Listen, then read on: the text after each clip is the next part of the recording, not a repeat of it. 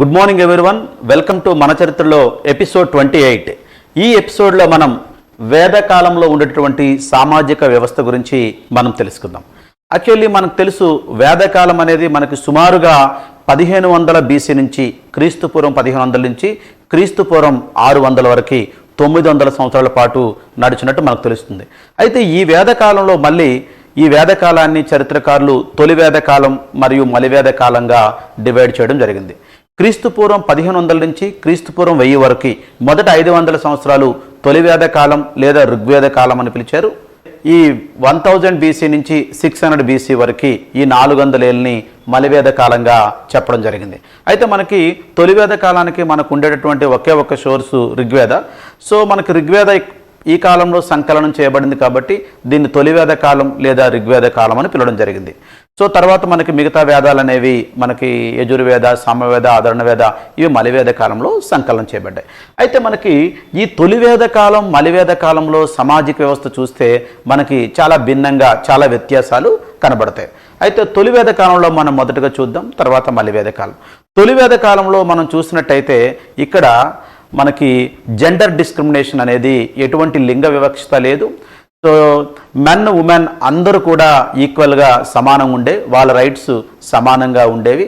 ఎటువంటి social evils సామాజిక దురాచారాలు కానీ ఇక్కడ లేవు. అయితే మనకి ఈ టైంలో మనం చూస్తే కులప అనే వ్యక్తి కుటుంబ పెద్దగా ఉండేవాడు. మనకు సొసైటీ కూడా మనకి ఎట్లా ఉండేదంటే 3గా డివిజన్ అయి ఉంది. ఒకటి ప్రీస్ట్లీ క్లాస్, వీళ్ళు పూజలు అవన్నీ చేశారు. 2 వారియర్స్ క్లాస్, వాళ్ళు యుద్ధాలు చేసేవారు. 3 కామనర్స్, సామాన్య జనాలు ఉండేవారు. ఇట్లా మనకి సొసైటీ ఇలా 3 వర్గాలుగా ఉండేది. అయితే మనం చూస్తే మనకి ఇదంతా మనకి ట్రైబల్ సొసైటీ ఉండేది.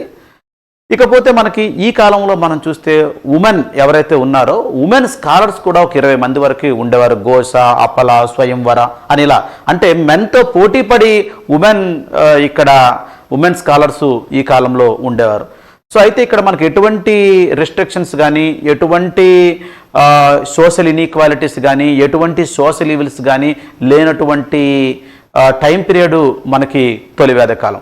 తొలివేద కాలంలో మనం చూసుకున్నట్టయితే అనులోమ ప్రతిలోమ మ్యారేజ్ కూడా ఉండేవి. అనులోమ అంటే మనకి higher caste male married to lower caste female, ఇది అనులోమ. అలాగే ప్రతిలోమ అంటే మనకి higher caste female married to lower caste male. So anulom Pratiloma 2 రకాల మ్యారేజ్లు ఉండేవి.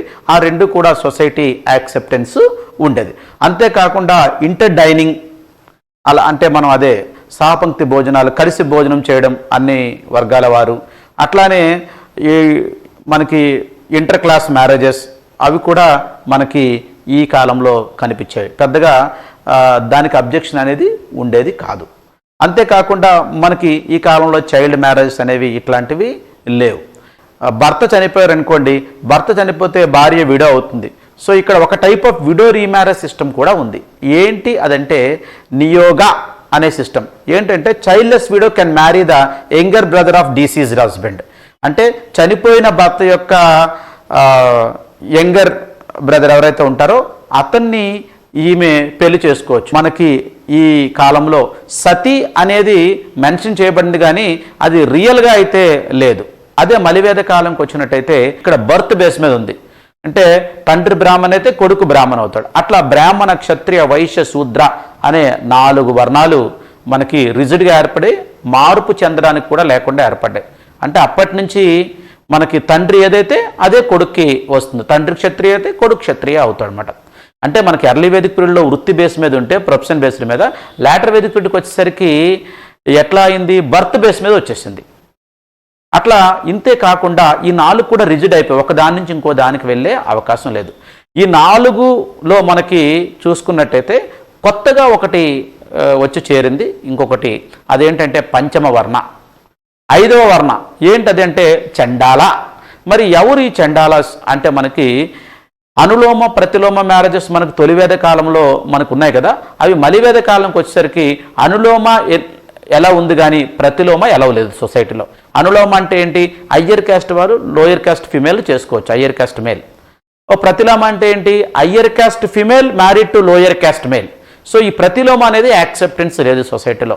ఎవరైనా ప్రతిలోమ చేసుకుంటే సొసైటీకి వ్యతిరేకంగా, సొసైటీ రూల్స్కి వ్యతిరేకంగా వాళ్ళకి పుట్టే పిల్లల్ని చండాల అని పిలవడం జరిగింది. వాళ్ళ వర్ణం అట్లానే ఉండేది, కానీ వాళ్ళ పిల్లలు మాత్రం ఈ పంచమ వర్ణానికి వచ్చేవారు, వాళ్ళని చండాల అని పిలిచేవారు. సో ఇంతే కాకుండా మనకి చైల్డ్ మ్యారేజెస్ అనేవి స్టార్ట్ అయిపోయాయి. సో ఉమెన్ పొజిషన్ అనేది కంప్లీట్గా డిక్లైన్ అయింది. ఇక్కడ మనం చూసుకున్నట్టయితే ఉమెన్ వేదాలు చదవడానికి కానీ లేదా ఉపనయన కానీ ఎలిజిబుల్ కాదు. ఉపనయన అంటే ఏంటని మనం ఇంతకుముందు చెప్పుకున్నాం. సో మనకి 16 రిచువల్స్లో 11th రిచువల్ ఉపనయనకు ఓన్లీ బ్రాహ్మణ, క్షత్రియ, వైశ్య, మేల్ మాత్రమే ఎలిజిబుల్ అని మనం చెప్పుకున్నాం. ఫిమేల్ ఎలిజిబుల్ కాదు, అలాగే శూద్రులు కంప్లీట్గా ఎలిజిబుల్ కాదు. సో శూద్ర పొజిషన్ డౌన్ అయిపోయింది. అట్లాగే ఫిమేల్ అండ్ శూద్ర both were ineligible to read Vedas. అలాగే ఉపనయన కూడా వీళ్ళు ఎలిజిబుల్ కాదు. సో వీళ్ళని ఏకజ అని పిలిచేవారు. అదే మనం చూసుకున్నట్టయితే అపల, ఇట్లాంటి స్వయంవర, ఘోష ఇలాంటి గొప్ప గొప్ప కవయిత్రులు, రచయితలు అంటే స్కాలర్స్ ఉన్నటువంటి టైం తొలివేద కాలం. సో ఇక్కడ అదంతా కంప్లీట్గా ఇక్కడ నెమ్మదిగా క్షీణించడం జరిగింది. అంతేకాకుండా మనం చూసినట్టయితే ఈ మలివేద కాలంలో మనకి ఉమెన్ సోషల్ సబార్డినేట్ అయిపోయింది. ఇంకా అంటే ఉమెన్ ఓన్లీ ఇంటికే పరిమితమయ్యి సో పిల్లల్ని చూసుకునే పరిస్థితిగా ఇక్కడ మనకి కనిపిస్తుంది. మరి ఇక్కడ చూస్తే 8 టైప్స్ ఆఫ్ మ్యారేజెస్, కొత్తగా 8 టైప్స్ ఆఫ్ మ్యారేజెస్ మనకి సొసైటీలోకి రావడం జరిగింది ఈ కాలంలో, మలివేద కాలంలో. సో నియోగ అనే సిస్టమ్ ఏదైతే ఉందో, childless widow can marry the younger brother of deceased husband, దాన్ని కూడా ఇక్కడ కంప్లీట్గా లేకుండా చేయడం జరిగింది. అంటే విడోకి మళ్ళీ రీమ్యారేజ్, మళ్ళీ మ్యారేజ్ అనేది లేదు ఇక్కడ. సో ఎవరైతే భర్త చనిపోతే భార్య మంటల్లోకి దూకాలి. అంటే ఇక్కడ మనకి ఏంటి, సతి అనేది మనకి ఋగ్వేదంలో మెన్షన్ చేయబడి ఉన్నా మనకి ఋగ్వేద కాలంలో అది ప్రాక్టికల్గా లేదు. కానీ ఇక్కడికి వచ్చేసరికి అది ప్రాక్టికల్ రూపంలో వచ్చేసింది. సతీ స్టార్ట్ అయింది, చైల్డ్ మ్యారేజెస్ స్టార్ట్ అయ్యాయి, సోషల్ సబార్డినేట్ అయిపోయింది ఉమెన్. సో ఉమెన్ ఇంకా చదువుకునే అర్హత కోల్పోయింది, చిన్నప్పుడే పెళ్ళిళ్ళు జరగడం స్టార్ట్ అయింది. ఇట్లా మనకి లాటర్ వేదిక్ పీరియడ్లో మనకి ఇవన్నీ ఈ సోషల్ ఈవిల్స్ ఏవైతే ఉన్నాయో ఇవన్నీ మనకి రావడం అనేది జరిగింది. సో ఇట్లా మనకి తొలివేద కాలం మరియు మలివేద కాలంలో మనకి సమాజంలో చాలా వ్యత్యాసాలు మనకి కనిపిస్తున్నాయి. Thank you and all the best.